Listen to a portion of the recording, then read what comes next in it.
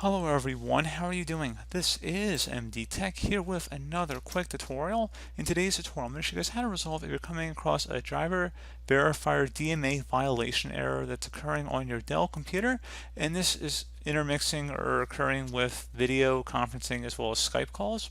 So this should hopefully be a fairly straightforward tutorial here, guys, and without further ado, let's go ahead and jump straight into it.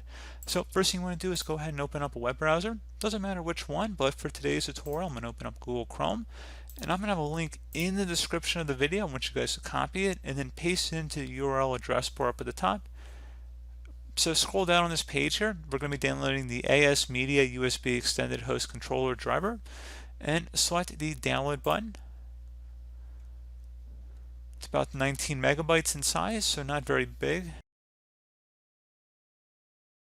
And then once it's done downloading, just go ahead and open it up to run it. Select yes if you receive a user account control prompt, and then select the install button.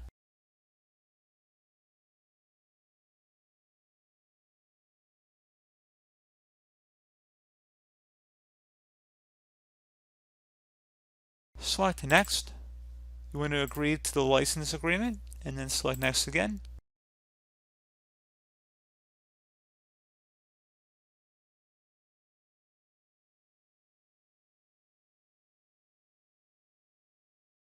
And then once it's done, select finish. Restart your computer, and that should honestly be about it. So as always, thank you guys for watching this brief tutorial. Do hope that I was able to help you out, and I do look forward to catching you all in the next tutorial. Goodbye.